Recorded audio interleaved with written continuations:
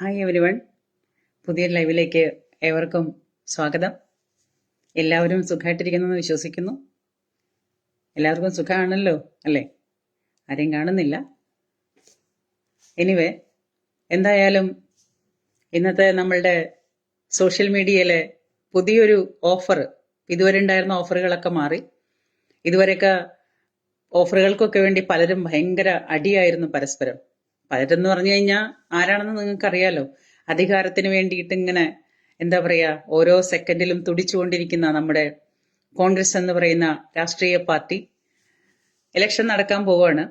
അപ്പൊ ആ ഇലക്ഷൻ നടക്കാൻ പോകുന്നതിന്റെ മുന്നേ തന്നെ, അതായത് സ്ഥാനാർത്ഥി നിശ്ചയം പോലും കഴിഞ്ഞിട്ടുണ്ടായിരുന്നില്ല, ആ സ്ഥാനാർത്ഥി നിശ്ചയം കഴിയുന്നതിന് മുമ്പേ തന്നെ അണിയറയില് ഭയങ്കര അടി നടക്കുവാണ്.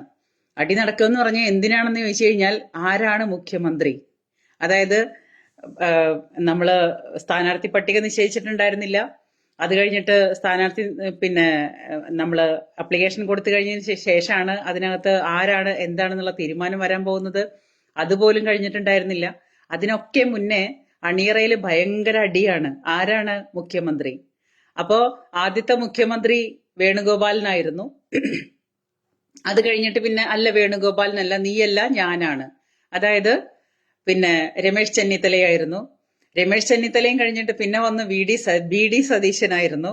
അപ്പൊ ബി ഡി സതീശനും ചെന്നിത്തലയ്ക്കും വേണുഗോപാലനും ഒക്കെ എല്ലാവരും ഞാനല്ല, നീയല്ല, നീയാണ്, ഞാനാണ്, അവനാണ് എന്ന് പറഞ്ഞിട്ട് അങ്ങനെ ഈ മൂന്ന് സംഗതികളും കൂടിയിട്ട് അടികൂടുന്നതിനിടയ്ക്ക് ഇന്ന് നമ്മുടെ രാഹുൽ ഗണ്ഡി പുതിയൊരു പ്രസ്താവനയുമായിട്ട് വന്നിട്ടുണ്ട്. എന്താണെന്നറിയോ?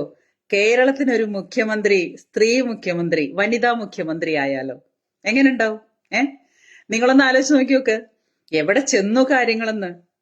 ഇത്രയും കാലം ഭാരതത്തെ ഒരു എന്താ പറയാ, കുടുംബവാഴ്ചയുടെ അങ്ങേയറ്റം വരെ കൊണ്ടെത്തിച്ച രാഹുൽ ഗണ്ഡി ഇപ്പൊ വന്നിട്ട് പറയാണ് എല്ലായിടത്തെ പിടിയും വിട്ടു. ഭാരതത്തില് അങ്ങേയറ്റം തൊട്ട് ഇങ്ങേയറ്റം വരെയുള്ള എല്ലാ പിടിയും വിട്ടു.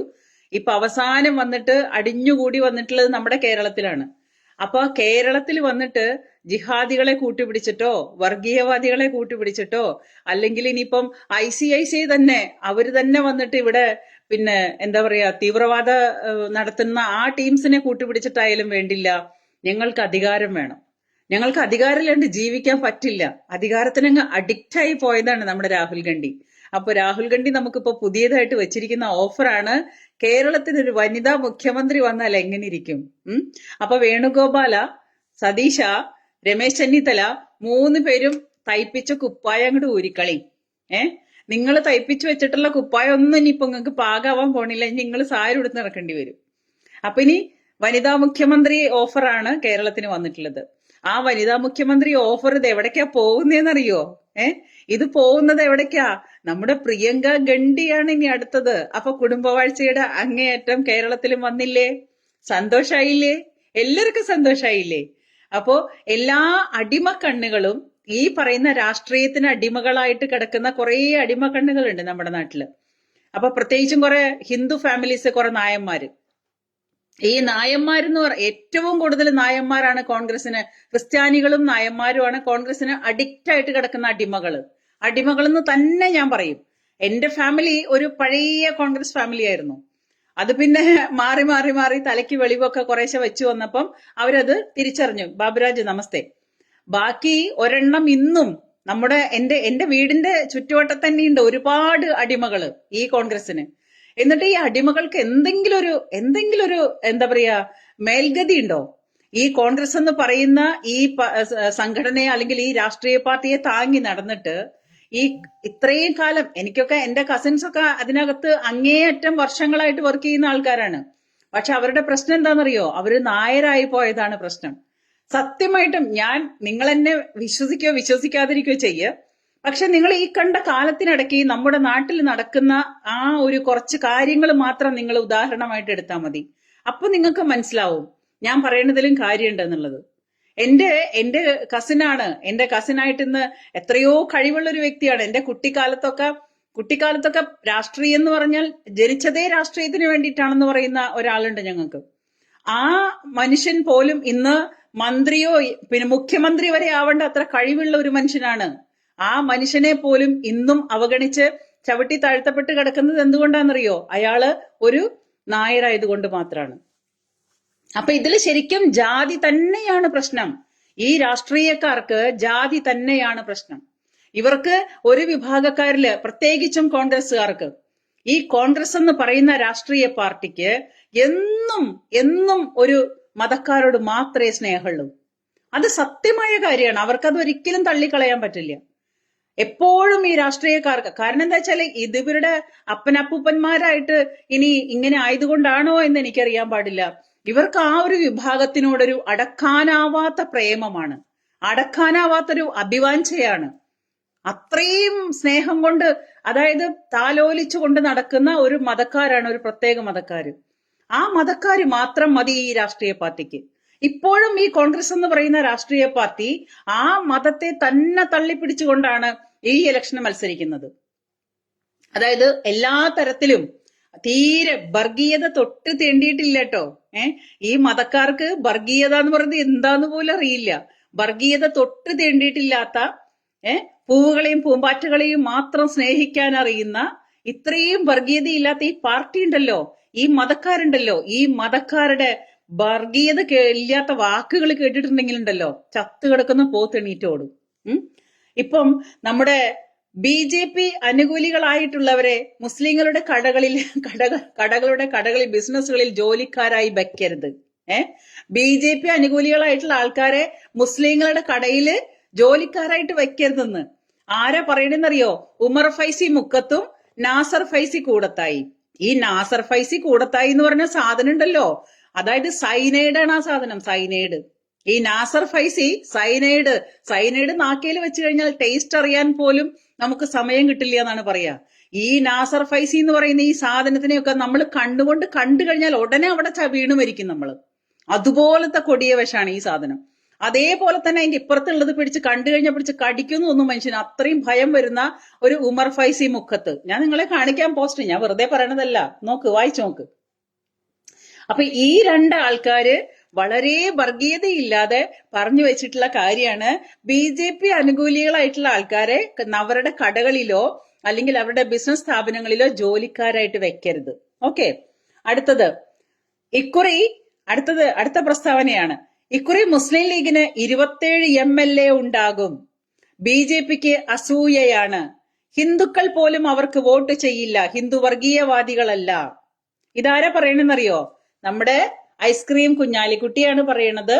കണ്ടോ, ഐസ്ക്രീം കുഞ്ഞാലിക്കുട്ടിയുടെ പുതിയ പ്രസ്താവനയാണ് ഈ പറയുന്നത്. ഹിന്ദുക്കൾ പോലും അവര് വെല്ലുവിളിക്കുകയാണ് പബ്ലിക്കായിട്ട്. ഒന്ന് ആലോചിച്ച് നോക്കൂ. നമ്മളുടെ കൂട്ടത്തിലുള്ള മനുഷ്യര് അത്രയും ഉറപ്പോട് കൂടിയിട്ടാണ് അവർ പറയുന്നത്, ഹിന്ദുക്കൾ പോലും BJPക്ക് വോട്ട് ചെയ്യില്ല. ഞങ്ങൾക്ക് ഇത്തവണ 27 MLA ഉണ്ടാകുന്ന അടിവരയിട്ട് പറയാണ്. ഐസ്ക്രീം കുഞ്ഞാപ്പയാണ് പറയുന്നത്. അപ്പൊ ഐസ്ക്രീം കുഞ്ഞാപ്പയ്ക്ക് നമ്മളുടെ ആൾക്കാരോട് എന്തുമാത്രം മതിപ്പാണ്, എന്തുമാത്രം സ്നേഹമാണെന്നൊന്ന് ആലോചിച്ച് നോക്കി നോക്ക് നിങ്ങള്. നമ്മളുടെ ആൾക്കാർ അതിനനുസരിച്ച് വശംവദരായിട്ടാണല്ലോ അവർക്ക് ഇത്രയും കൃത്യമായിട്ട് പറയാൻ പറ്റുന്നത്. കേരളത്തിന് അടുത്തത് കേരളത്തിൽ UDFനെ ഭരണത്തിലെത്തിക്കാൻ, അധികാരത്തിലെത്തിക്കാൻ കഴിഞ്ഞില്ലെങ്കിൽ ഞാൻ രാഷ്ട്രീയ വനവാസത്തിന് പോകും. പിന്നെ നിങ്ങൾ എന്നെ കാണില്ല. BD സതീശൻ, എന്റെ പൊന്ന് BD സതീശ, തന്നെ ഞങ്ങൾക്ക് കണ്ടില്ലെങ്കിൽ ഞങ്ങൾക്ക് എന്തോ ഉണ്ടാവാനാണ്. ഈ BD സതീശൻ എന്ന് പറയുന്ന കാരണം എന്താ വെച്ചാലേ ഒരു മനുഷ്യന്റെ ബോഡി ലാംഗ്വേജ് ഒരു പബ്ലിക് സ്ഥലത്ത് പ്രവർത്തിക്കുന്ന, ഒരു പബ്ലിക് പ്ലാറ്റ്ഫോമിൽ പ്രവർത്തിക്കുന്ന ഒരു മനുഷ്യൻ എന്ന് പറഞ്ഞാൽ അയാളുടെ ബോഡി ലാംഗ്വേജ് ഒരു മനുഷ്യന് ആ സംഘടനയ്ക്കും ആ പാർട്ടിക്കും നാട്ടിൽ മൊത്തം എല്ലാവർക്കും ഒരു അംഗീകരിക്കപ്പെടേണ്ട ഒരു വസ്തുതയാണ് എന്നെനിക്ക് തോന്നിയിട്ടുണ്ട്. ഒരു മനുഷ്യന്റെ ഫിഗർ, ഒരു മനുഷ്യന്റെ അറിവ്, ഒരു മനുഷ്യന്റെ സംസാര രീതി, ഒരു മനുഷ്യന്റെ കാഴ്ചപ്പാടുകള്, അത്രയും കാര്യങ്ങൾ മുഴുവനും ഒരു പബ്ലിക്കിന്റെ മുന്നില് ആ ഒരു മനുഷ്യന് വളരെ വിലപ്പെട്ട സംഭവങ്ങളാണെന്നാണ് ഞാൻ മനസ്സിലാക്കിയിട്ടുള്ളത്. ഈ BD സതീശൻ എന്ന് പറയുന്ന ഈ പ്രതിപക്ഷ നേതാവ് എന്ന് പറയുന്ന ഈ സംഭവം, ഇതിനെ കണ്ടു കഴിഞ്ഞാൽ മനുഷ്യന്മാർക്ക് ആർക്കെങ്കിലും ഒരു എള്ളുമണിക്ക് ബഹുമാനം തോന്നുമോ ഇതിന്റെ മോന്ത കണ്ടാല്? ഞാൻ ഒരിക്കലും ബോഡി ഷേമിംഗ് ഒന്നുമല്ല ചെയ്യുന്നത്. ആ പാർട്ടിയുടെ പേര് പറഞ്ഞിട്ട് ഞാൻ പറയുന്ന കാര്യമാണ്. ഇയാളൊരു നേതാവാണല്ലോ. ഈ നേതാവിനെ കണ്ടാൽ ഏതു മനുഷ്യനാണ് ഇയാളെ ബഹുമാനിക്കാൻ തോന്നുന്നത്? ഇയാളുടെ ഒരു പച്ച വെടല ചിരി അങ്ങോട്ട് ചിരിച്ചാൽ എന്റെ അമ്മോ ഏതൊരു മനുഷ്യന്റെ മുഖം തിരിക്കുന്ന ഒരവസ്ഥ. അതുപോലത്തെ ഒരു സാധനം. ഈ സാധനം പറയുന്നതാണ് ഇപ്രാവശ്യം UDF-ന് അധികാരത്തിലെത്താൻ സാധിച്ചില്ലെങ്കിൽ ഞാൻ രാഷ്ട്രീയ വനവാസത്തിന് പോയാൽ ഞമ്മക്കെന്താ? കേരളത്തിലെ മലയാളികൾക്ക് എന്താണ്? BD സതീശൻ ജീവിച്ചിരുന്നാൽ നമുക്ക് എന്താണ്? BD സതീശൻ ചത്താൽ നമുക്ക് എന്താണ്? BD സതീശൻ ചത്തില്ലെങ്കിൽ നമുക്ക് എന്താണ്? BD സതീശൻ വനവാസത്തിന് പോയാൽ എന്താണ്? അപ്പൊ എന്താണ് ഇയാളെ സ്വയം വിചാരിച്ചു വെച്ചിരിക്കുന്നത്? കേരളത്തിലെ മനുഷ്യർ ഇത്രയും തരം താഴ്ന്നു പോയിന്നാണോ? BD സതീശൻ വനവാസത്തിന് പോവോ, വനവാസത്തിന് അല്ലാതെ പോവോ, അജ്ഞാതവാസത്തിന് പോയാൽ അവന്റെ കുടുംബത്തിന് പോയി, അത്രയുള്ളൂ. അപ്പൊ അതിലപ്പുറം എന്താണ് മലയാളിക്ക്? എന്താണ്? BD സതീശൻ പോയാൽ നമുക്കെന്ത്? അങ്ങനെ കാണുന്ന ഒരവസ്ഥയിൽ പറയുന്നതാണ് കേരളത്തിലെ UDF-നെ അധികാരത്തിലെത്തിക്കാൻ. അതായത് എല്ലാ വർഗീയ പാർട്ടികളെയും കൂട്ടുപിടിച്ചിട്ടായാലും വേണ്ടില്ല. ഈ പറയുന്ന നാസർ കൂടത്തായി പോലെ, ഈ ജമാഅത്തെ ഇസ്ലാമി പോലെ കേരളത്തിനെ നല്ല ഭാരതത്തെ മൊത്തം മുസ്ലിം രാഷ്ട്രമാക്കണമെന്ന് കച്ചകെട്ടി ഇറങ്ങി പുറപ്പെട്ടിട്ടുള്ള വർഗീയവാദികളായിട്ടുള്ള കടുത്ത വർഗീയവാദികളായിട്ടുള്ള സൈനൈഡിനേക്കാൾ വിഷം തുളുമ്പുന്ന ഈ ജമാഅത്തെ ഇസ്ലാമി പോലുള്ള മതരാഷ്ട്രങ്ങൾ, മതവാദം ഉന്നയിക്കുന്ന, മതം മാത്രം മതി എന്ന് പറഞ്ഞ് മതം പൊട്ടി നടക്കുന്ന ഈ മതപ്പൊട്ടന്മാരെ, ഈ മദ്രസ പൊട്ടന്മാരെ കൂട്ടുപിടിച്ചിട്ട് കേരളത്തില് എന്നും അങ്ങേയറ്റം തൊട്ട് തുടങ്ങിയ കാലം തൊട്ട് ഇന്ന് വരെ ഇത് മുസ്ലിം രാഷ്ട്രമാക്കണം എന്ന് പറഞ്ഞ് നടക്കുന്ന മനുഷ്യരെ കൂട്ടുപിടിച്ചിട്ടാണ് ഈ പറയുന്ന സതീശൻ ഇവിടെ ഭരണത്തിൽ വരാനായിട്ട് ആഗ്രഹിക്കുന്നത്, ശ്രമിക്കുന്നത്. അപ്പോ ഞാൻ ചോദിക്കുന്ന ഭാരതത്തിനെ നല്ല ലോകം മുഴുവനും ഇസ്ലാം ആകണം, ഇസ്ലാമിക രാഷ്ട്രമാവണം, ലോകം മുഴുവനും ഇസ്ലാമിക് രാഷ്ട്രമാവണം എന്ന് ആഗ്രഹിക്കുമ്പോ ഇവരുടെ മനസ്സിൽ അപ്പൊ മറ്റുള്ളവരെവിടെ പോയി ജീവിക്കുന്നവർ ചിന്തിക്കാറുണ്ടോ? BD സതീശ ബാക്കിയുള്ളവരുടെ കാര്യത്തിൽ വല്ല കാര്യമുണ്ടോ, വല്ല ആലോചനയുണ്ടോ? അതോ ബാക്കിയുള്ളവരൊക്കെ പോയി തൊലഞ്ഞോട്ടെ, അല്ലെങ്കിൽ അതവിടെ കിടന്നോളും അഡിക്റ്റ് ആയിട്ടെന്നാണോ BD സതീശന്റെ ധാരണ? അങ്ങനെയാണോ? എന്താണ് BD സതീശന്റെ ഉദ്ദേശം? എന്താണ്? എന്റെ പൊന്നു BD സതീശ, നിങ്ങൾ പ്രതിപക്ഷ നേതാവോ അല്ലാതാവോ, നിങ്ങൾ അധികാരത്തിൽ വരുമോ വരാതിരിക്കോ, ഇതൊന്നും ഇവിടെ ഒരു വിഷയമേ അല്ല. കേരള ജനത എല്ലാത്തിനെയും റിക്കവർ ചെയ്യാനും എല്ലാത്തിനെയും സഹിക്കാനും പഠിച്ചിട്ട് എത്രയും കാലം നിങ്ങളെ പോലെ കഴിഞ്ഞ 10-70 വർഷമായിട്ട് ഇവിടുത്തെ കമ്മ്യൂണിസത്തിനെയും കോൺഗ്രസിനെയും സഹിച്ച മലയാളിയാണെങ്കിൽ ആ മലയാളി ഇനിയും ഇവിടുന്ന് അങ്ങോട്ട് ഏത് നാട്ടിൽ പോയാലും ജീവിക്കും, ഉറപ്പുള്ള കാര്യമാണ്. അതുപോലത്തെ സഹനമാണ് നിങ്ങൾ അവർക്ക് കൊടുത്തോണ്ടിരിക്കുന്നത്. അവരെ മെന്റലി ആൻഡ് ഫിസിക്കലി മലയാളിക്ക് നല്ല സ്ട്രോങ് ആയിട്ട് ഏത് നാട്ടിൽ ചെന്നാലും ജീവിക്കാൻ പറ്റുന്ന തൊലിക്കട്ടിയും, ഏത് നാട്ടിൽ ചെന്നാൽ ജീവിക്കാൻ പറ്റുന്ന വിൽ പവറും നേടിക്കൊടുക്കുന്നുണ്ടെങ്കിൽ കഴിഞ്ഞ 10-70 വർഷമായിട്ട് ഈ രാഷ്ട്രീയക്കാരെ കൊണ്ട് മലയാളിക്ക് ഉണ്ടായ നേട്ടം അത്രേ ഉണ്ടായെന്ന് പറയാൻ പറ്റുള്ളൂ. ബാക്കി സ്വത്തും ഡെവലപ്മെന്റ് ഒന്നും കൊടുക്കാൻ പറ്റില്ല, പക്ഷെ അവന് നല്ല തൊലിക്കട്ടി കൊടുക്കാൻ പറ്റും. കാരണം ഈ രാഷ്ട്രീയക്കാരെ കണ്ടിട്ടല്ലേ നമ്മള് നാട്ടിൽ ജീവിക്കുന്നത്, ആണല്ലോ. എന്നിട്ട് ഇത്രയും കാലം ഉണ്ടാക്കാത്തതാണ്, ഈ കഴിഞ്ഞ 10-70 വർഷമായിട്ട് നമ്മുടെ നാട്ടിൽ ഉണ്ടാക്കാത്തതാണ് ഇനി BD സതീശൻ പറയുന്നത് UDF-ന് അധികാരത്തിലെത്തിക്കാൻ സാധിച്ചില്ലെങ്കിൽ ഞാൻ നാട് വിട്ടു പോവും. നമ്മുടെ പിള്ളേരുകൾ പറയില്ലേ, എനിക്ക് സൈക്കിൾ വാങ്ങി തരുമോ നിങ്ങൾ എന്താ എനിക്ക് സൈക്കിൾ വാങ്ങി തരാത്ത? നിങ്ങൾ സൈക്കിൾ വാങ്ങി തന്നില്ലെങ്കിൽ ഞാൻ നാട് വിട്ടു പോവും, ഞാൻ കെന്റിച്ചാടി ആത്മഹത്യ ചെയ്യും എന്ന് ചില പിള്ളേരുകൾ പറയില്ലേ വീടുകളിൽ. എന്ന് പറഞ്ഞ പോലെയാണ് ഇപ്പൊ BD സതീശൻ പറയണേ. UDF-നെ ഞാൻ അധികാരത്തിൽ എത്തിച്ചില്ലെന്ന് ഞാൻ നാട് വിട്ടു പോവും, പിന്നെ നിങ്ങളെന്നെ കാണില്ല, നോക്കിക്കോ. BD സതീശൻ നാട് വിട്ടുപോയാൽ നമുക്കെന്ത്? അയാളുടെ ഭാര്യയ്ക്കും മക്കൾക്കും പോയി, അല്ല ഇനി ആവശ്യം ഉണ്ടെങ്കിൽ, അല്ലാതെ നാട്ടുകാർക്ക് എന്ത്? ഇയാൾ ആരെയാ പേടിപ്പിക്കുന്നത്? അപ്പൊ ഇല്ലാത്ത, അതായത് ഇതേവരേക്കും തീരുമാനമാവാത്ത, ജയിക്കോ ജയിക്കില്ലെന്ന് ഉറപ്പില്ലാത്ത രാഷ്ട്രീയ പാർട്ടിക്ക് ഇതേവരേക്കും മുഖ്യമന്ത്രി കുപ്പായം തയ്ച്ചിരിക്കുന്ന ഇദ്ദേഹം ഈ പോങ്ങനാണ് പറയുന്നത് UDF-ന് അധികാരത്തിൽ എത്തിച്ചില്ലെങ്കിൽ അയാൾ നാട് വിട്ടു പോകുന്നു. പക്ഷെ BD സതീശ താനും അല്ല, തന്റെ ഉപ്പാപ്പനും അല്ല, അതിന്റെ അപ്പുറത്തെ വേണുഗോപാലിനും അല്ല, അതിന്റെ അപ്പുറത്തെ ചെന്നിത്തലയുമല്ല, ഈ എല്ലാ പന്നത്തലയും കൂടി കിടന്നിട്ട് തലകുത്തി മറിഞ്ഞാലും ഇവിടെ ഒന്നും സംഭവിക്കാൻ പോകുന്നില്ല. കാര്യങ്ങൾക്കൊക്കെ തീരുമാനമായിട്ടുണ്ട്. നമ്മുടെ രാഹുൽ ഗാന്ധി പുതിയ പ്രസ്താവന വെച്ചിട്ടുണ്ട്, BD സതീശ കുപ്പായ കൂരി വെച്ചോളൂ, കേരളത്തിനൊരു വനിതാ മുഖ്യമന്ത്രി. എങ്ങനെയുണ്ടാവും?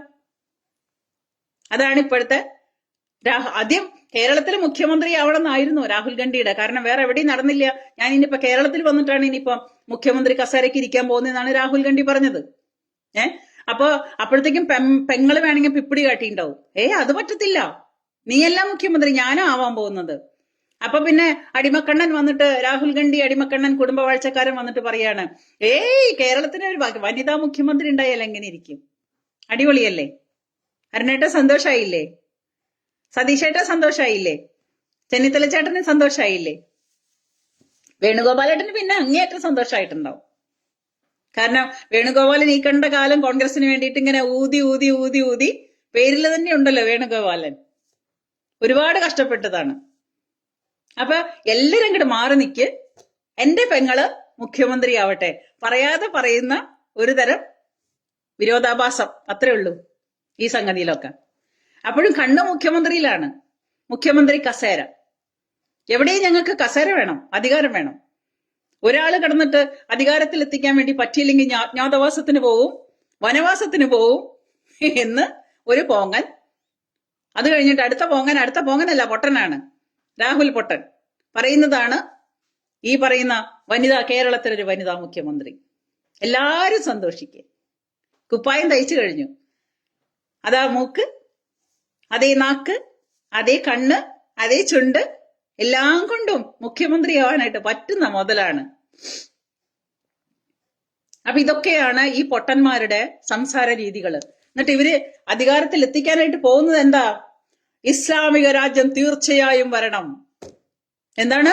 ഇസ്ലാമിക രാജ്യം തീർച്ചയായും വരണം. ആരാ? ഷെയ്ഖ് മുഹമ്മദ് ഖാരക്കുന്ന്. ഈ ജാതി വിടുവായിത്തം പറയുന്ന, ഈ മതം മാത്രം പൊക്കിക്കൊണ്ട് നടക്കുന്ന ഈ മതം പൊട്ടിയ മതപ്പൊട്ടന്മാരെ കൂട്ടുപിടിച്ചിട്ടാണ് നമ്മുടെ മലയാള മണ്ണില് അധികാരക്കൊടി പാറിക്കാനായിട്ട് അങ്ങേയറ്റം കഷ്ടപ്പെടുന്ന ബി ഡി സതീശന്റെ പരാക്രമം. എല്ലാരും കൂടി ബി ഡി സതീശനെ ജയിപ്പിച്ചില്ല എന്നുണ്ടെങ്കിൽ ബി ഡി സതീശൻ നാട് വിട്ടുപോകുന്നാ പറയണത്. അയ്യോ, നമ്മൾ എങ്ങനെ സഹിക്കും? ബി ഡി സതീശ പോകല്ലേ, ബി ഡി സതീശ പോകല്ല്, ബി ഡി സതീശ പോകല്ല്. അങ്ങനെ മലയാളികൾ മൊത്തം പറയേണ്ടി വരും ഇനി. അവിടേക്കാണ് പോക്ക്. ഇത്രയും കാലങ്ങളുമായിട്ട് നമ്മുടെ നാടിനെ ഭരിച്ച് മുടിച്ച് അതിൽ യാതൊരു തരത്തിലുള്ള ഡെവലപ്മെന്റും ഇല്ലാതെ രണ്ട് കൂട്ടക്കാരും കൂടിയിട്ട് ഭരിച്ച് മുടിച്ചു കഴിഞ്ഞിട്ട് ഇപ്പോഴും മതിയായിട്ടില്ല. ഇപ്പോഴും ഞങ്ങൾക്ക് ഇങ്ങോട്ട് താ, ഇനിയും കൊണ്ടാ, ഇനിയും താ. ഞങ്ങൾ നല്ല ഉടയാത്ത ഖദറൊക്കെ തയ്ച്ചിട്ടിട്ട് ഞങ്ങളിങ്ങനെ കാലത്തൊട്ട് വൈകുന്നേരം വരെ നാട്ടുകാരെ പറ്റിച്ച് ഇനി നടക്കട്ടെ, ഇനിയും ജീവിക്കട്ടെ നാട്ടുകാരെ പൊട്ടന്മാരാക്കിയിട്ട്. ഇവിടെ ഒരു വികസനവും വരാൻ പാടില്ല. ഞങ്ങൾ മാത്രം ഭരിച്ചാ മതി. ഞങ്ങൾ അഥവാ ഭരിക്കേണ്ടി വന്നു കഴിഞ്ഞാൽ, ഞങ്ങൾക്ക് ഭരിക്കാൻ കിട്ടില്ലെന്ന് വന്നു കഴിഞ്ഞാൽ ഞങ്ങൾ ഉടനെ തന്തയില്ലാത്തരം കാണിക്കും. കാരണം ഈ കോൺഗ്രസ് എന്ന് പറയുന്ന വർഗത്തെ, ഈ കോൺഗ്രസും, ഞാൻ ഒരു തരത്തിലുള്ള രാഷ്ട്രീയ പാർട്ടികളെയോ മറ്റുള്ളവരെ ഒന്നും ഒരിക്കലും അവഗണിച്ച് പറയുന്നതല്ല, എന്റെ സ്വന്തം അനുഭവം കൊണ്ടാ പറയുന്നത്. ഈ കോൺഗ്രസ് എന്ന് പറയുന്ന വർഗത്തെ ഒരു കാലത്തും നിങ്ങൾ വിശ്വസിക്കരുത്. നമ്പാൻ കൊള്ളില്ല. അതായത് ഇവരെന്ത് ചെയ്യും, എപ്പോ എങ്ങനെ കാട്ടിക്കൂട്ടുന്നുള്ളത് ഈ നാട്ടിൽ ഒരാൾക്കും പ്രവചിക്കാൻ പറ്റില്ല. ആരെ കൊന്നിട്ടായാലും വേണ്ടില്ല, ആരെ പറ്റിച്ചിട്ടായാലും വേണ്ടില്ല, ആരെ കൂട്ടുപിടിച്ചിട്ടായാലും വേണ്ടില്ല, അധികാരം നിലനിർത്താനായിട്ട് ഇവരെ പോലെ ഇതുപോലെ പിന്നീന്ന് കുത്തുന്ന വർഗം, ഈ കോൺഗ്രസ്സുകാരെ പോലെ ഈ ഭൂമിയിൽ വേറെ ആൾക്കാരുണ്ടാവില്ല. ഈ കോൺഗ്രസിന് അങ്ങേയറ്റം അടുത്തറിയാവുന്ന ഇവരെ കുറിച്ച് എങ്ങനെ അറിയാമെന്ന് ചോദിച്ചാൽ അതിന്റെ ഉത്തമ ഉദാഹരണമാണ് എന്റെ കുടുംബം. എനിക്കറിയാം ഈ രാഷ്ട്രീയ പാർട്ടിയുടെ മഹത്വം എത്രയാണെന്നുള്ളത്. ആ മഹത്വത്തിലെ നിന്നുകൊണ്ടാണ് ഞാൻ പറയുന്നത്, ആ അറിവ് കൊണ്ടാ പറയുന്നത്. ഇത്രയും കാലമായാലും ഒരു കാലത്തും അതായത് ഇവര് ഇടത്തോട്ട് തിരിയോ വലത്തോട്ട് തിരിയോ, ആരെ കൂട്ടുപിടിക്കോ, എന്ത് ചെയ്യോ എന്നുള്ളത് ഒരിക്കലും പ്രവചിക്കാൻ പറ്റില്ല. ഇവര് അധികാരത്തിന് വേണ്ടി എന്തും ചെയ്യും. എന്നിട്ട് ഇവർക്ക് എന്തെങ്കിലും കിട്ടുന്നുണ്ടോ? ഇനി ഇവരെല്ലാവരും കൂടിയിട്ട് ഇങ്ങനെ മറ്റുള്ള ആൾക്കാരെ ചതിച്ചും പറ്റിച്ചും വഞ്ചിച്ചും നുണ പറഞ്ഞും ഒക്കെ അധികാരം നേടിയെടുത്തു. ഈ അധികാരം ഇവിടെ ആരാ നിലനിർത്താൻ പോകുന്നത്? മുസ്ലിം ലീഗാണ്. അതും ഇതിന്റെ മറ്റൊരു മുഖമാണ്. അതായത് നീല പെയിന്റിൽ വീണ കുറുക്കനാണ് കോൺഗ്രസ് ഇന്ന്. കുറുക്കനെ കണ്ടു കഴിഞ്ഞാൽ അത് പ്രത്യേക ജീവിയായിട്ട് തോന്നില്ലേ? നീല പെയിന്റിൽ വീണ കുറുക്കന്റെ കഥ കേട്ടിട്ടില്ലേ? അല്ലെങ്കിൽ കാക്കയുടെ മേല് കാക്ക ഒരു ദിവസം കാക്കയെ കാണാൻ ഭംഗിയില്ല എന്ന് പറഞ്ഞിട്ട് അതിനെ എല്ലാവരും കൂടെ കളിയാക്കിയപ്പോ കാക്ക പോയിട്ട് കാക്കയുടെ തൂവലിന്റെ ഇടയിലൊക്കെ നിറച്ച് മയിലിന്റെ പീലി കുത്തി തിരികെ വെച്ചിട്ട് വന്ന് അങ്ങനെ ഒരു കഥ കേട്ടിട്ടില്ലേ? അതുപോലെ ചിറകിനിടയിലൊക്കെ നിറച്ച് മയിൽപ്പീലി ഒളിപ്പിച്ചു വെച്ച മറ്റൊരു കാക്കയാണ് ഈ പറയുന്ന അധികാരം. അതവിടേക്കാണ് പോകുന്നത്. അല്ലെങ്കിൽ ഇവന്മാർക്ക് എന്ത് പിന്നെ സത്യത്തിന്റെ ഭാഗത്താണ് ഇവർ പറയുന്നത്? ഈ ഇസ്ലാമിക രാജ്യം വരണമെന്നും ഈ BJP-കാർക്ക് വോട്ട് ചെയ്യരുത്, BJP-കാരെ ജോലിക്ക് വെക്കരുത്, മതം തന്നെയാണെന്ന് 24 മണിക്കൂറും പറഞ്ഞുകൊണ്ടിരിക്കുന്ന ഇവരെ കൂട്ടുപിടിച്ചിട്ട് കേരളത്തിൽ ഭരിക്കണമെന്ന് ഓർക്കുമ്പോ മറ്റു 2 മതക്കാരും ഇവിടെ എവിടെ പോവും? മറ്റു 2 മതക്കാരുടെ അവസ്ഥ എന്താവും? മറ്റു 2 മതക്കാർക്ക് ഇവിടെ ജീവിക്കണ്ടേ? ഇത്രയും കാലങ്ങളായിട്ട് നമ്മുടെ ഇപ്പം ഗുരുവായൂരത്തെ പ്രസ്താവന ഗംഭീരമായിട്ട് വിവാദമായല്ലോ. ഈ വിവാദമായി നിൽക്കുന്ന സമയത്ത് ഞാൻ നിങ്ങളെ വായിച്ചു കേൾപ്പിച്ചു തരാം. അതായത് നമ്മുടെ ഗോപാലകൃഷ്ണൻ സാർ എന്നൊരു പോസ്റ്റ് ഇട്ടിരുന്നു. അതായത് ഗുരുവായൂർ MLA-മാർ 1977 മുതല് BVS തങ്ങൾ, 1983 മുതല് PKK ബാവ, 1987 PKK ബാവ, 1991 PM അബൂബക്കർ. പേരുകൾ ശ്രദ്ധിക്കണേ. 1991 PM Abubakar, 1996 PT Kunjumuhammad, 2001 PKK ബാവ, 2006 KV അബ്ദുൽ ഖാദർ, 2011 അബ്ദുൽ ഖാദർ, 2016 അബ്ദുൽ ഖാദർ, 2021 NK അക്ബർ.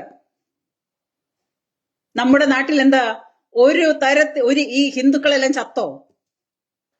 നമ്മുടെ നാട്ടിലെ എല്ലാ ഹിന്ദു നേതാക്കന്മാരും ചത്തുപോയോ? അതോ ക്രിസ്ത്യാനികൾ ജീവിച്ചിരിപ്പില്ലേ? മതേതരമാണല്ലോ നമ്മുടെ നാട്, മതേതരമാണല്ലോ. അപ്പൊ ഗുരുവായൂർ പോലുള്ള ഗുരുഭവനപുരിയുടെ MLA-മാര് വന്നിട്ടുള്ള പട്ടികയാണ് ഞാൻ നിങ്ങളെ വായിച്ചു കേൾപ്പിച്ചത്. 1977 തൊട്ട് 2021 വരെ മുസ്ലിങ്ങൾ മാത്രം ഭരിച്ച ഗുരുവായൂർ MLA. എന്താണ് ഗുരുവായൂരിന്റെ പാരമ്പര്യം നോക്കൂ. എന്തൊരു പൊട്ടന്മാരാണ് അവിടുത്തെ ഹിന്ദുക്കള്. എന്തൊരു പൊട്ടന്മാരാണ്. ഇത് വർഗീയതയാണോ? എന്തുകൊണ്ട് ഒരു കൂട്ടർ മാത്രം വരുന്നു? എന്താ മതേതരക്കാർക്ക് മറ്റുള്ള കൂട്ടരെ കണ്ണു കാണുന്നില്ലേ? ഞാൻ ചോദിക്കുന്നതിൽ തെറ്റുണ്ടെങ്കിൽ നിങ്ങൾ പറപ്പാ. ഞാൻ വർഗീയതയാണോ പറയുന്നത്? എന്തുകൊണ്ട് ഒരു കൂട്ടർ മാത്രം വരുന്നത്? എന്തുകൊണ്ട് എന്നും ഒരു കൂട്ടർ മാത്രം സെലക്ട് ചെയ്യപ്പെടുന്നത്? എന്തുകൊണ്ടാണ് അവര് മാത്രം ഭരിക്കുന്നത്? എന്തുകൊണ്ട് അവർക്ക് മാത്രം അധികാരം കിട്ടുന്നത്?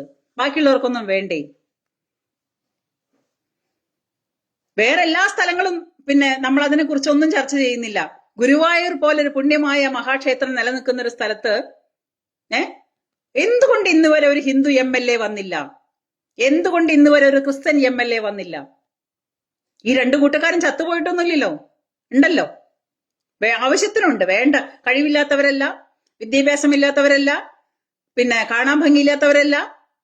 അങ്ങനെ ഇത്രയും കാലം പാർട്ടികളിൽ ഭരിച്ച് അതിന്റെ എക്സ്പീരിയൻസോട് കൂടിയിട്ട് അതിൽ പ്രവർത്തിച്ച് ഒരുപാട് ഹിന്ദുക്കളായാലും ക്രിസ്ത്യാനികളായാലും ഗുരുവായൂരിന്റെ മണ്ണിലുള്ളതാണ്. അപ്പൊ എങ്ങനെയാണ് ഈ സംഗതി ഉണ്ടായത്? കോൺഗ്രസ്സുകാരും കമ്മ്യൂണിസ്റ്റുകാരും ഭരിക്കുന്ന നമ്മുടെ നാട്ടില് അവര് താലോലിക്കുന്ന അവരുടെ ഉണ്ണിമക്കളാണ് ഈ മതക്കാര് മാത്രം, ഒരു വിഭാഗം മതക്കാര് മാത്രം. ഈ 2 കൂട്ടരും, ഈ പറയുന്ന കമ്മ്യൂണിസം ആയാലും ഈ പറയുന്ന കോൺഗ്രസ് ആയാലും ശരി, അവരുടെ പൊന്നോമന മക്കളാണ് ആര്? നമ്മുടെ മുസ്ലിങ്ങൾ മതക്കാര്. എനിക്ക് അവരോട് ഒരു വിരോധവും ഇല്ല കേട്ടോ. അവരുടെ ഭാഗ്യം, അവരുടെ കഴിവ്, അതിലൊന്നും നമുക്കൊരു അസൂയയില്ല. പക്ഷെ അത് അവർക്ക് മാത്രം ഒതുക്കി വെച്ചിരിക്കുകയാണ്. ഇനിയിപ്പോ ഞാൻ ഇതിന്റെ പേരിൽ ഈ വർഗീയത പരത്തുന്നു, അല്ലെങ്കിൽ ഞാൻ വർഗീയത പറയുന്നു, അന്ന് ആർക്കെങ്കിലും ബുദ്ധിമുട്ടെങ്കിലും താൻ പോയി കേസ് കൊടു. ആർക്കാ ഉള്ളതെന്നുണ്ടെങ്കിൽ അവരൊക്കെ പോയി കേസ് കൊടു. I have no problem. അങ്ങനെയെങ്കിലും സംസാരം വരുമല്ലോ. ഇപ്പൊ ഗോപാലകൃഷ്ണൻ സാറ് പറഞ്ഞിട്ടുള്ള ആ സംഗതികൾക്ക് ഭയങ്കരമായിട്ടുള്ള എന്താ പറയാ, എല്ലാവർക്കും സഹിക്കാൻ പറ്റായിക വല്ലാത്തൊരു ദണ്ണദ്യാരം. അനിൽ പിള്ളൈ നമസ്തേ, ബാബുരാജ് നമസ്തേ, ഷിജി അക്ഷയ് നമസ്തേ. ഇതൊക്കെ നമ്മുടെ നാട്ടിൽ നടക്കുന്ന കാര്യങ്ങളാണ്. പറയുമ്പോൾ മാത്രമേ കണ്ണു തുറന്ന് കാണുന്നുള്ളൂ, ചെവി തുറന്ന് കേൾക്കുന്നുള്ളൂ. ഈ കണ്ട കാലങ്ങളായിട്ട് സോഷ്യൽ മീഡിയ വന്നതുകൊണ്ട് മാത്രമാണ് കേട്ടോ. ഇല്ലെങ്കിൽ ആരും ഇതൊന്നും അറിയാൻ പോകുന്നില്ല. ഇപ്പോഴും കഴിഞ്ഞ കുറേ വർഷങ്ങളായിട്ട് നമ്മുടെ ഗുരുവായൂർ ഭരിക്കാനായിട്ട് ഒരു ഹിന്ദുക്കൾക്ക് നട്ടല്ലില്ല, ഒരു ക്രിസ്ത്യാനിക്ക് നട്ടല്ലില്ല. നട്ടലുള്ളത് മാത്രം ഒരു വിഭാഗം മതക്കാർക്ക് മാത്രമേ ഉള്ളൂ. അതാണ്, അവിടെയാണ് കാര്യം. അത് പറയരുത്. അത് പറഞ്ഞു കഴിഞ്ഞാ നിന്നെ വർഗീയവാദിയായിട്ട് ഞങ്ങൾ മുദ്ര കുത്തും. അതാണ് ഞങ്ങളുടെ ആയുധം. നിന്നെ RSS ആക്കും, നിന്നെ സംഗിണിയാക്കും, നിന്നെ ചാണക സംഗിണിയാക്കും, വർഗീയവാദിയാക്കും. അതിന് പറയേണ്ടതൊക്കെ ഉണ്ടല്ലോ. ദേ ഇതാണ്, ഇതൊക്കെ ആക്കി കഴിഞ്ഞാലുണ്ടല്ലോ നമുക്കത് ഇതാണ്. നിങ്ങൾ പറയുന്ന എന്നെ വർഗീയവാദിയാക്കുമ്പോ നമുക്കത് ഇതാണ്. അത്രേ ഉള്ളൂ. Doesn't matter, we don't care. ഇവിടുത്തെ കോടതി വരെ അതിന് സപ്പോർട്ടാണ്. ഗോപാലകൃഷ്ണനെ പോയിട്ട് ഇപ്പൊ തൂക്കിക്കൊല്ലാൻ വിധിക്കുമല്ലോ. ഇവിടുത്തെ കോടതികള് അതിന് തൊട്ടപ്പുറത്ത് ഒരുത്തൻ നിന്നിട്ട് പറയാണ്, മതമാണ് മതമാണ് മതമാണ് ഞങ്ങൾക്ക് വലുത്. ഞങ്ങൾ കഴിഞ്ഞ 9.5 കൊല്ലത്തിന്റെ ഞങ്ങളുടെ മതത്തിന് കിട്ടേണ്ടതല്ല ഞങ്ങൾ വാങ്ങിയെടുക്കും, ഞങ്ങൾ പിടിച്ചു വാങ്ങും, ഞങ്ങൾക്ക് മതം തന്നെയാണ് വലുത് എന്ന് അതേപോലെ നാമനിർദ്ദേശക പത്രിക കൊടുത്ത ഒരുത്തൻ കിടന്ന് ചെലയ്ക്കുമ്പോ, പബ്ലിക്കായിട്ട് കിടന്ന് ചെലയ്ക്കുമ്പോ അവന്റെ നേരെ നോക്കാനോ അവന്റെ നേരെ കേസ് കൊടുക്കാനോ അവന്റെ നേരെ നടപടിയെടുക്കാനോ ഇവിടുത്തെ ഒരു കോടതികളും ഇല്ല. ഇതൊക്കെ കേട്ട് കഴിഞ്ഞാൽ സ്വമേധയാ കേസെടുക്കേണ്ടതാണ് കോടതി.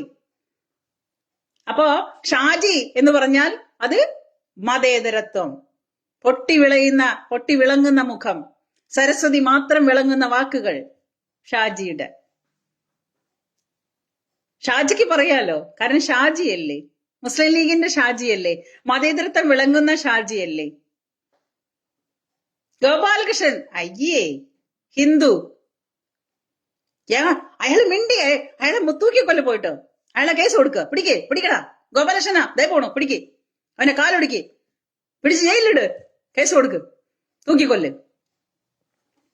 ടക് ടക് തന്നിട്ട് നടക്കും, പടപടാന്ന് പറഞ്ഞ് നടക്കും ആ സംഗതികളൊക്കെ. കോമഡിയാണ് നമ്മുടെ നാട്ടിലത്തെ കാര്യങ്ങള്. ഇത്രയും കാലമായിട്ടും ഇവിടുത്തെ ഹിന്ദുക്കൾ മുഴുവൻ ഈ പറയുന്നവരന്മാരുടെ പിന്നാലെ നടന്ന് മെഴുകി ഇപ്പൊ നോക്കൂ, ഗുരുവായൂർ അമ്പലത്തിന്റെ ചുറ്റുവട്ടത്തുള്ള ആ കച്ചവടക്കടകൾ നോക്കിക്കഴിഞ്ഞാൽ അവിടെ നടക്കുന്ന, നിങ്ങൾ എപ്പോഴെങ്കിലും ശ്രദ്ധിച്ചിട്ടുണ്ടോ എന്ന് എനിക്കറിയില്ല, അവിടെ മുഴുവനും കച്ചവടം നടത്തുന്ന മനുഷ്യരുടെ ലിസ്റ്റ് എടുത്തു കഴിഞ്ഞാൽ അവിടെ എത്ര ഹിന്ദു കച്ചവടം നടത്തുന്നുണ്ടെന്ന് നിങ്ങൾക്ക് മനസ്സിലാക്കാൻ പറ്റും. ഈ ഹിന്ദു എന്ന് പറയുന്ന അടിമകളുണ്ടല്ലോ, ഇതുങ്ങൾക്ക് എപ്പോഴും ഇങ്ങനെ വല്ലവരുടെ വാതുക്കെ പോയിട്ട് എന്തെങ്കിലും പിച്ച തെണ്ടിയോ അവരുടെ കാൽക്കൽ പോയിട്ട് എന്തെങ്കിലും കൂലിപ്പണി എടുത്തോ ജീവിക്കാൻ മാത്രമേ ഗതിയുള്ളൂ. അല്ലാതെ സ്വന്തമായിട്ട് കച്ചവടം നടത്താനൊന്നും അവന് ഒരു യോഗ്യതയില്ല, ആരും കൊടുക്കൂല അവന്. കാരണം ഹിന്ദു അല്ലേ. അവൻ രാഷ്ട്രീയ പാർട്ടിയിലുണ്ടോ അവഗണന മാത്രമേ ഉള്ളൂ, അവൻ നാട്ടിലുണ്ടോ അവഗണന മാത്രമേ ഉള്ളൂ. എല്ലാവർക്കും പുച്ഛത്തോടു കൂടി മാത്രം കാണുന്ന ഒരു വർഗമാണ് ഹിന്ദു. ആർക്ക് വേണമെങ്കിലും എന്ത് വേണമെങ്കിലും ആവാം, അത്രയാണ് ഹിന്ദുവിനോടുള്ള കാഴ്ചപ്പാട്. മറ്റത് അപ്പുറത്തോട്ട് തിരിഞ്ഞു കഴിഞ്ഞാൽ ഒയ്യോ എന്തൊരു ബഹുമാനം, ഭയഭക്തി, മുണ്ട കഴിച്ചിട്ട് താണു വണങ്ങി ഇങ്ങനെ നിൽക്കും അടിയാൻ എറാൻ. കുഞ്ഞാലിക്കുട്ടി പറഞ്ഞു, ഫൈസൽ കൂടത്തായി പറഞ്ഞു, അല്ലെങ്കിൽ ഇതേപോലുള്ള കടിച്ചാല് വിഷമിറങ്ങാത്ത ടൈപ്പ് ഉണ്ട് കുറെ. ഇതുങ്ങളൊക്കെ പറഞ്ഞു കഴിഞ്ഞാൽ അതിനൊക്കെ ഗംഭീര വിലയോടുകൂടി എടുത്ത് അവരുടെ കൂടെ ചാരി നിന്ന് അവരുടെ തിണ്ണ നിരങ്ങി ഈ പറയുന്ന പാണക്കാടും കൂടത്തായിടിയും ജമാഅത്തെ ഇസ്ലാമിയുടെ ഒക്കെ തിണ്ണ നിരങ്ങി നടക്കുന്ന ഈ VD സതീശനെ പോലെയുള്ളവർ അധികാരത്തിൽ വന്നാൽ നമ്മുടെ നാട്ടിലെ മറ്റു മതക്കാരുടെ അവസ്ഥ എന്താണെന്ന് ഒരു നിമിഷം നിങ്ങളൊന്ന് ചിന്തിക്കപ്പാ. ഇനിയെങ്കിലും, ഇപ്പൊ തന്നെ ഒരുപാട് വൈകിപ്പോയി നമ്മളൊക്കെ. ഇനിയെങ്കിലും നിങ്ങളൊന്ന് ചിന്തിക്കും. ഇപ്പം വിദേശ ഫണ്ട് കൈപ്പറ്റുന്നതിന് വേണ്ടിയിട്ട് പറഞ്ഞിട്ട് ഇപ്പൊ അത് വലിയ വിവാദ വിഷയമാക്കി കൊണ്ടുവന്നിട്ടുണ്ട് ക്രിസ്ത്യാനികളുടെ ഇടയിൽ. ചില പിതാക്കന്മാരും അച്ഛന്മാരൊക്കെ വന്നിട്ട് ഇങ്ങനെ എതിരെ പറയുന്നുണ്ട്. അത് അവരുടെ രാഷ്ട്രീയം മാത്രമാണ്. ഏതൊരു ചാരിറ്റി സംഘടനയ്ക്കാണെങ്കിൽ കൂടിയിട്ടും ഏത് മതസംഘടനയ്ക്കാണെങ്കിൽ വേണ്ടിയിട്ടും എല്ലാത്തിനും ഒരു കൺട്രോൾ എന്തായാലും അത്യാവശ്യമാണ്. വിദേശ ഫണ്ട് കൈപ്പറ്റുന്ന കാര്യത്തില് ഏത് സംഘടനയ്ക്കായാലും അത് ഹിന്ദു സംഘടന ആയിക്കോട്ടെ, ക്രിസ്ത്യൻ സംഘടന ആയിക്കോട്ടെ, മുസ്ലിം സംഘടന ആയിക്കോട്ടെ, വിദേശ ഫണ്ടുകൾ കൈപ്പറ്റുന്ന സംഘടനകൾക്ക് ഒരു കടിഞ്ഞാൺ അത്യാവശ്യമാണ്. അല്ലെങ്കിൽ നമ്മുടെ നാടില്ലാണ്ടാവും. അത് ഇത്ര വലിയ വിവാദ വിഷയമാക്കി കൊണ്ടുവന്ന് ഇലക്ഷനോട് കൂടിയിട്ട് അധികാരം പിടിച്ചെടുക്കാനുള്ള ഒരു വഴിയാക്കി മാറ്റുന്നത് ശുദ്ധ ബോഷ്കാണ്, ശുദ്ധ തെമ്മാടിത്തരാണ്. അപ്പൊ എന്ത് ചെയ്തിട്ടായാലും വേണ്ടില്ല, എന്ത് കാണിച്ചിട്ടായാലും വേണ്ടില്ല, അധികാരം നിലനിർത്തണം. ഞാൻ ചോദിക്കുന്നേ, ഇത്രയും 10-70 വർഷം ഈ നാട് ഭരിച്ച കോൺഗ്രസേ, ഇക്കണ്ട കാലവും ഈ നാട് ഭരിച്ച കമ്മ്യൂണിസമേ, ഈ രണ്ടു കൂട്ടർക്കും ജനങ്ങൾക്ക് നിങ്ങളെ ഇഷ്ടമുണ്ടെങ്കിൽ പിന്നെ നിങ്ങൾ ഈ നുണകളൊക്കെ പടച്ചിറക്കേണ്ട വല്ല കാര്യമുണ്ടോ? നിങ്ങളെ അവരങ്ങ് സ്നേഹിച്ച് കെട്ടിപ്പിടിച്ചോളില്ലേ? നിങ്ങൾക്ക് എന്തിനാണ് ഇലക്ഷൻ വർക്ക്? സത്യം പറഞ്ഞു കഴിഞ്ഞാൽ മൂന്നാമത്തെ പാർട്ടിയായിട്ട് ഇവിടെ BJP വരുമ്പോഴേ BJPക്കാർക്ക് വേണമെങ്കിൽ ഇത്തിരി വർക്കിന്റെ അത്യാവശ്യമൊക്കെ ഉണ്ട്. കാരണം പാവങ്ങള് ഒന്ന് മണ്ണിൽ പിടിച്ചു വരാനായിട്ട് പെടാപ്പാട് പെടുവാണ്. അവർക്ക് പക്ഷേ കുറച്ച് ഇലക്ഷൻ വർക്കിന്റെ ഒക്കെ ആവശ്യമുണ്ട്. ബാക്കി ഈ 10-70 വർഷമായിട്ട് കഴിഞ്ഞ കുറേ കാലങ്ങളായിട്ട് നമ്മുടെ നാട്ടിൽ മാറി മാറി ഭരിക്കുന്ന ഈ രണ്ട് പാർട്ടിക്കും ഇലക്ഷൻ വർക്കിന്റെ ആവശ്യമുണ്ടോ? അവരെ അങ്ങ് ദത്തെടുത്തേക്കുമല്ലേ കേരള ജനങ്ങള്. പിന്നെ എന്തിനാണ് ഇവരിങ്ങനെ ഭയക്കുന്നത്? ഇവരെന്തിനാ ഭയക്കുന്നത്? ഇവർ നല്ലതാണ് ചെയ്തിരുന്നെങ്കിൽ, ഇക്കണ്ട കാലം കേരളത്തിന് വേണ്ടിയിട്ട് ഇവർ നന്മകളാണ് ചെയ്തിരുന്നെങ്കിൽ, നന്മകൾ മാത്രമാണ് കൊടുത്തിരുന്നെങ്കിൽ, ഡെവലപ്പ് മാത്രമാണ് ചെയ്തിരുന്നെങ്കിൽ, ഈ ജനങ്ങളുടെ മുന്നിൽ ഇവരെന്തിനാണ് ഭയക്കുന്നത്? ഇവരെന്തിനാണ് ഇങ്ങനെ നുണകൾ പടച്ചു വിടുന്നത്? ഇവരെന്തിനാണ് ഓരോരുത്തരുടെ പേരിൽ കേസ് കൊടുക്കുന്നത്? ഇവരെന്തിനാണ് BJPയെ പേടിക്കുന്നത്? ഇത്രയും വർഷത്തെ പാരമ്പര്യമുള്ള കഴിഞ്ഞ 10-70 വർഷത്തെ എക്സ്പീരിയൻസ് ഉള്ള പാർട്ടിക്കാര് ഇന്നലെ മുളച്ചു വന്ന ആൾക്കാരെ പേടിക്കുന്നത് എന്തിനാ? That is my question. എന്തിനാ പേടിക്കുന്നത്? അപ്പോ എന്തോ ഉണ്ട് അല്ലേ? അവന്റെ കണ്ണുകളിൽ എന്തോ തീവ്രമായിട്ട് കത്തുന്നുണ്ട്. അതാണോ പേടി? അതോ സത്യസന്ധതയാണോ പേടിക്കുന്നത്? അപ്പൊ ഇക്കണ്ട കാലം നിങ്ങൾ നെറികേട് തന്നെയാണ് കാണിച്ചതെന്ന് നിങ്ങൾക്ക് നന്നായിട്ട് അറിയാം. ഇക്കണ്ട കാലവും ഇപ്പം ഈ കുറച്ചു കാലം കൊണ്ട് അധികാരം തന്നു കഴിഞ്ഞാൽ ഞാനങ്ങ് തലകുത്തി മറയും എന്ന് പറയുന്ന BD സതീശ ഇക്കണ്ട കാലം അത്രയും ഒന്നും ചെയ്തിട്ടില്ല എന്നുള്ളത് നിങ്ങൾക്ക് കൃത്യമായിട്ട് അറിയാം അല്ലേ? കുറ്റബോധം നിങ്ങളെ അലട്ടുന്നുണ്ട്. നിങ്ങളൊന്ന് പൊട്ടിക്കരയാൻ ആഗ്രഹിക്കുന്നുണ്ട് അല്ലേ BD സതീശ? എന്തോ കോമഡിയാണോ? നമ്മുടെ ഈ കേരളത്തിലെ മനുഷ്യരെ ഇങ്ങനെ പറ്റിച്ച് മതിയായില്ലേ നിങ്ങൾക്ക്? ഇനിയും നിങ്ങൾ ഈ പറ്റിച്ച് മുന്നോട്ട് എത്ര കാലം പോവും? പറ്റണമെങ്കിൽ പണി പറ്റിയിടട്ടെ, അതിന് 1 രൂപയുടെ നഷ്ടമല്ലേ എന്നുള്ള ഈ പറ്റിപ്പ് പരിപാടിയും കൊണ്ട് എത്ര കാലം മുന്നോട്ട് പോവും? അതിന് ഉത്തരം ഇത്രയേ ഉള്ളൂ. മലയാളികൾ എത്ര കാലം പൊട്ടന്മാരാണോ അത്രയും കാലം നിങ്ങളെ പറ്റിച്ചുകൊണ്ടിരിക്കും. എവിടെയാണോ നിങ്ങൾ ഒരുമിച്ച് നിൽക്കാത്തത് അവിടെ യുവന്മാര് കയറി മുതലെടുപ്പ് നടത്തും. ഞങ്ങള് മതവെറിയന്മാരെ കൂട്ടുപിടിച്ചിട്ടായാലും വേണ്ടില്ല, മറ്റു വിഭാഗക്കാരെ ചവിട്ടി തേച്ചിട്ടായാലും വേണ്ടില്ല, ഞങ്ങളുടെ നാട്ടില് ഞങ്ങൾക്ക് ഒരു വിഭാഗക്കാര് മാത്രം മതി. അവരാണ് ഞങ്ങളുടെ ജീവൻ. ഷാജി പറയുന്നു മതമാണ് ഞങ്ങളുടെ പ്രശ്നം, അല്ലെങ്കിൽ ഞങ്ങളുടെ ഏറ്റവും വലിയ ആവേശം എന്ന് പറയുന്ന പോലെ തന്നെ ഈ പറയുന്ന ആൾക്കാരും ഇതില് വളരെ വലിയൊരു തിരിച്ചറിവിന് കാലമായാലും മനസ്സിലാക്കാതെ ഇനിയും മുന്നോട്ട് പോകുന്നത് ശുദ്ധ ബോഷ്കാണെന്നേ ഞാൻ പറയുള്ളൂ. ഇനിയും നമ്മൾ പൊട്ടന്മാരാവണോ? എത്ര കാലമായി നമ്മളെ പറ്റിക്കാൻ തുടങ്ങിയിട്ട്? ഇവർക്കൊരു മതവിഭാഗക്കാർ മാത്രം മതിയെന്ന്. ആ ഒരു മതവിഭാഗക്കാർ പറയുന്നത് അവര് മാത്രം മതിയെന്നാണ്. ഞങ്ങൾ മാത്രം മതി ഈ ഭൂമിയില്. ഇസ്ലാമിക രാജ്യം വരണം, ശരീഅത്ത് നടപ്പാക്കണം, ഈ ലോകം മുഴുവനും ഇസ്ലാമികമാവണം. ഈ ലോകത്തിന്റെ തന്നെ ഇന്നത്തെ ഏറ്റവും വലിയ പ്രശ്നം എന്താണ്? ഈ മതമാണ്. ഏതെങ്കിലും നാട്ടില്, ജർമ്മനിയില് ഇവർക്ക് എന്താ പറയാ, ജോലി കൊടുത്ത, അല്ലെങ്കിൽ ഇവർക്ക് താമസിക്കാൻ അർഹത കൊടുത്ത, അല്ലെങ്കിൽ ഇവരുടെ ആൾക്കാർക്ക് വന്നു കയറാനും ജീവിക്കാനും വഴിയാക്കി കൊടുത്ത ഏതെങ്കിലും രാജ്യത്ത് സമാധാനമുണ്ടോ? ഈ മതക്കാര് തന്നെ പറയട്ടെ, ബാക്കി ആരും പറയണ്ട. ഈ മതക്കാര് തന്നെ പറയട്ടെ. ഈ ഫൈസൽ കൂടത്തായിയോ ഈ ചാടത്തായിയോ അല്ലെങ്കിൽ വേറെ ഏതെങ്കിലും കൂടത്തായി, ഏത് കൂടത്തായി പറഞ്ഞാലും കുഴപ്പമില്ല, അവരോടാണ് ഞാൻ ചോദിക്കുന്നത്. ഈ ലോകത്ത് ഈ മനുഷ്യര്, ഈ പ്രത്യേക മതക്കാരുള്ള ഏത് രാജ്യത്താണ് സമാധാനമുള്ളത്? പേരിൽ തന്നെ സമാധാനമുള്ള മതമാണ്, പേരിൽ തന്നെ സമാധാനമാണ്, അതാണ് സമാധാനം. അപ്പോ ഇവര് ഏറ്റവും കൂടുതലുള്ള ഏത് സ്ഥലത്താണ് സമാധാനമുള്ളത്? ഇവര് തന്നെ പറയട്ടെ. അങ്ങനെയുള്ളവരെ കൂട്ടുപിടിച്ചിട്ടാണ് നമ്മുടെ നാട്ടിൽ അധികാരം നിലനിർത്താൻ വരുന്നത്. അപ്പൊ ബാക്കിയുള്ളവരുടെ അവസ്ഥ എന്തായിരിക്കും? ഭംഗിയായിരിക്കും. ഇതിന്റെ കൂടെയാണ് ഇനി വരാൻ പോകുന്നത് ഒരു വനിതാ മുഖ്യമന്ത്രി, അതായത് പ്രിയങ്ക ഗാന്ധി. പേര് പറഞ്ഞില്ലെങ്കിൽ ഞാനിത് ഇപ്പൊ പേര് പറയുന്നു. കേരളത്തിന്റെ അടുത്ത വനിതാ മുഖ്യമന്ത്രി ഇനി രാഹുൽ ഗാന്ധി പറഞ്ഞതാണ് സ്വപ്നങ്ങളാണ്. എന്തെല്ലാം സ്വപ്നങ്ങളാണ് കോൺഗ്രസേ, ഏതെല്ലാം കിനാവുകളാണ് കോൺഗ്രസേ. ജനങ്ങളല്ലേ തീരുമാനിക്കേണ്ടത്, നിങ്ങളാണോ? നിങ്ങളങ്ങ് തീരുമാനിച്ചോ? അപ്പൊ നാട്ടിൽ സമാധാനം വേണം, നാട്ടിൽ ഒരുമ വേണം, നാട്ടിൽ മതേതരത്വം വേണം, നാട്ടിൽ കൃത്യമായിട്ടും സമാധാനമായിട്ട് സ്വന്തം നാട്ടിൽ ജനിച്ച നാട്ടിൽ ജീവിക്കണം എന്നുണ്ടെങ്കിൽ ഇനിയെങ്കിലും കണ്ണു തുറന്ന് കാണൂ, ചെവി തുറന്ന് കേൾക്കൂ. ഈ ജാതി കൂത്തുകളിലൊന്നും പെട്ടുപോവാതെ കഴിഞ്ഞ 10-70 കൊല്ലം ചെയ്യാൻ പറ്റാത്തതൊന്നും ഇനി ഇവിടുന്ന് അങ്ങോട്ട് തലകുത്തി മറിക്കാനായിട്ട് ഇവര് പോകുന്നില്ല. ഒന്നും. ഇനിയിപ്പോ കടമാണ്, മൊത്തം കടത്തിൽ മുങ്ങിക്കിടക്കാണ് ഖജനാവ് മൊത്തം. കാരണം ഇപ്പോഴത്തെ ഇലക്ഷൻ വർക്കിന് വേണ്ടിയിട്ട് എത്ര കോടികളാണോ പിണറായി മുടിച്ചു വെക്കുന്നതെന്ന് ദൈവം തമ്പുരാന് മാത്രമേ അറിയുള്ളൂ. അതങ്ങനെ. വയസ്സെത്രയാവോ ഈ പറയുന്ന പിണറായി വിജയന്? ഇതൊക്കെ ഇനി അവിടെ കയറി ഇരുന്നിട്ട് എന്തോ ഉണ്ടാക്കാനാണാവോ, എനിക്കറിയാൻ പാടില്ല. ഇവിടെ എത്രയോ നല്ല ക്ലവറായിട്ടുള്ള നല്ല ബുദ്ധിമാന്മാരായിട്ടുള്ള ചെറുപ്പക്കാരുണ്ട് നമ്മുടെ നാട്ടില്. നമ്മുടെ ദേശീയതയ്ക്കൊപ്പം നിൽക്കുന്ന, നമ്മുടെ രാജ്യത്തിന് വേണ്ടി ചിന്തിക്കുന്ന, എല്ലാവരും ഒരുപോലെ ജീവിക്കണമെന്ന് ആഗ്രഹിക്കുന്ന അതുപോലുള്ള ചിന്താഗതിക്കാർക്കൊപ്പം, അത് ഏത് പാർട്ടിയിലായാലും ശരി. നമ്മുടെ 2020 ഉണ്ട്. 2020 മത്സരിക്കുന്ന അതുപോലെ ചിന്തിക്കുന്ന, നാടിന് വികസനം വരണം, നാട് നിലനിൽക്കണം, നാട്ടിൽ സമാധാനം ഉണ്ടാവണം എന്ന് പറയുന്ന 2020 പോലെ ദേശീയത നെഞ്ചിലേറ്റിക്കൊണ്ട് നടക്കുന്ന BJPയെ പോലെ നമ്മുടെ നാട്ടില് എല്ലാവരെയും ഒരുപോലെ കാണാൻ ആഗ്രഹിക്കുന്ന, ആരോടും വ്യക്തിവൈരാഗ്യമോ അല്ലെങ്കിൽ ആരോടും യാതൊരു തരത്തിലുള്ള വേർതിരിവുമില്ലാത്ത ചിന്താഗതിയുള്ള മനുഷ്യര് അധികാരത്തിൽ വന്നാൽ, അതുപോലെ ഒരുപാട് കഷ്ടപ്പെട്ടിട്ടുള്ള, കഷ്ടപ്പാട് എന്താണെന്നറിയുന്ന ചെറുപ്പക്കാര്, അവരൊക്കെ അധികാരത്തിൽ വന്നാൽ നമ്മുടെ നാട്ടില് എന്തെങ്കിലുമൊക്കെ ഗുണങ്ങൾ ഉണ്ടാവും.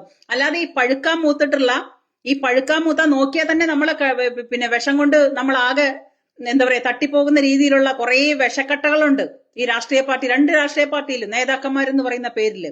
അങ്ങനെയുള്ള വിഷക്കട്ടകളെയൊക്കെ മുക്കിലിടണം, എല്ലാത്തിനും കൂടി അടിച്ചുകൂട്ടി മുക്കിലിടണം. ഇക്കണ്ട കാലമൊക്കെ ഭരിച്ചില്ലേ? ഇത്രയും കാലം ചെയ്യാത്ത ഇനി എന്തോ ആണ് ഇവരിപ്പോ തലകുത്തി മറിയാൻ പോകുന്നതെന്ന് കോമൺ സെൻസ് ഉള്ള ആർക്ക് വേണമെങ്കിലും ചിന്തിച്ചാൽ മനസ്സിലാവും. അപ്പൊ അതുകൊണ്ടാണ് ഞാൻ പറയുന്നത്, നമ്മള് ഈ പറയുന്ന എല്ലാ മനുഷ്യരെയും തിരിച്ചറിയാനുള്ള കഴിവ് മലയാളിക്ക് ഉണ്ടാവണം. ഇനിയെങ്കിലും മലയാളിക്ക് അബദ്ധം പറ്റാതിരിക്കണം. ഇനിയെങ്കിലും മലയാളി കൃത്യമായിട്ട് ചിന്തിച്ചിട്ട് രാഷ്ട്രീയം മറന്ന്, ഇതുവരെ എന്ത് രാഷ്ട്രീയമാണോ ആ രാഷ്ട്രീയമെല്ലാം മറന്നിട്ട് 2020 പോലുള്ള ദേശീയത നെഞ്ചിലേറ്റുന്ന പാർട്ടിക്ക് വോട്ട് ചെയ്തിട്ട് നാട്ടിൽ സമാധാനമെങ്കിലും നിലനിൽക്കട്ടെ എന്റെ പൊന്നു ചങ്ങാതികളെ. അല്ലെങ്കിൽ ഇത് ഏതെങ്കിലും ഒരു മതക്കാര് കൊണ്ടുപോകും. പിന്നെ നമ്മൾ എവിടെ നിൽക്കണം, എങ്ങനെ നടക്കണം, എന്തൊക്കെ വേഷം കെട്ടണം എന്നൊക്കെ ഈ മതക്കാര് തീരുമാനിക്കും. അവിടെയാണ് പ്രശ്നം. കുടുംബത്തെ സമാധാനമായിട്ട് കിടന്നുറങ്ങാൻ പറ്റുന്നവരില്ല. ഈ അധികാരം കിട്ടുന്നവരെയൊക്കെ ഭയങ്കര എന്താ പറയാ തേൻമൊഴികളായിരിക്കും. ആ അധികാരം കൈ കിട്ടിക്കഴിഞ്ഞാലുണ്ടല്ലോ അന്നേരമാണ്. ഈ അധികാരമൊന്നും ഇല്ലാത്ത കാലത്ത് നമ്മുടെ അപ്പനപ്പൂപ്പന്മാര് ഒരുപാട് അനുഭവിച്ചതാണ്. അപ്പൊ അതുകൊണ്ട് ഈ ലോകം മുഴുവൻ ഇന്ന് ഏറ്റവും കൂടുതൽ ഒരു പ്രത്യേക മതവിഭാഗക്കാരെ മാത്രം സ്വൈരക്കേട് കൊണ്ടും പേടിച്ചുകൊണ്ടും ജീവിക്കേണ്ട ഗതികേട് വന്നിട്ടുണ്ടെങ്കിൽ, അതിനെക്കുറിച്ച് നിങ്ങൾക്ക് അറിയാമെന്നുണ്ടെങ്കിൽ നിങ്ങൾ ഇനിയെങ്കിലും ചിന്തിക്കണം. എന്റെ പൊന്നു മലയാളികളെ, കേരളത്തിന് നിങ്ങൾ ബലി കൊടുക്കരുത്. റിക്വസ്റ്റ് ആണ്, ദയവ് ചെയ്ത്. ഈ UK എന്ന് പറയുന്ന രാജ്യത്ത് നമ്മളിപ്പോ അനുഭവിച്ചുകൊണ്ടിരിക്കുന്നതാണ്. കയറിക്കിടക്കാൻ ഇടം കൊടുത്ത ആൾക്കാരാണ്. ഇവന്മാർക്ക് കയറിക്കിടക്കാൻ ഇടം കൊടുത്തവർക്കൊന്നും ഇന്ന് സമാധാനമില്ല. ആർക്കൊക്കെയാണോ കയറിക്കിടക്കാൻ ഇടം കൊടുത്ത അവർക്കൊന്നും ഇന്ന് സമാധാനമില്ല. അതുകൊണ്ട് അനുഭവത്തിന്റെ വെളിച്ചത്തിലാ പറയുന്നത്. നല്ലോണം ആലോചിച്ചോളൂ. ആലോചിച്ചാൽ നിങ്ങൾക്ക് കൊള്ളാം, അല്ലെങ്കിൽ നിങ്ങൾക്ക് കൊള്ളും. അന്നേരം പറഞ്ഞിട്ട് ഒരു കാര്യമില്ല, കരഞ്ഞിട്ടും കാര്യമില്ല. അപ്പോ അർക്കന്നൂർ മധു ഹായ്, നമസ്തേ. രതീഷ് നമസ്തേ. എല്ലാവർക്കും എന്റെ നമസ്തേ. ഞാൻ പേര് കാണുന്നവരെ മാത്രമേ ഇവിടെ പറയാൻ പറ്റുന്നുള്ളൂ. ബാക്കി ആരുടെയും പേര് കാണുന്നില്ല. എത്ര പേര് എന്നെ കാണുന്നുണ്ടെന്നും എനിക്കറിയില്ല. അപ്പോ അടുത്ത തവണ വീണ്ടും കാണാം. അതുവരേക്കും നന്നായി ചിന്തിക്കൂ. നല്ലോണം ചിന്തിച്ചതിന് ശേഷം മാത്രം നിങ്ങളുടെ വിലയേറിയ വോട്ടുകൾ അവകാശപ്പെട്ടവർക്കും അർഹതപ്പെട്ടവർക്കും കൊടുത്തുകൊണ്ട് നമ്മുടെ മലയാളത്തെ, നമ്മുടെ കേരളത്തെ ജീവനോടുകൂടി നിലനിർത്തൂ. കൊലയ്ക്ക് കൊടുക്കരുത് പ്ലീസ്. നിങ്ങളുടെ കൈകളിലാണ് Keralam. Thank you very much. Jai Hind.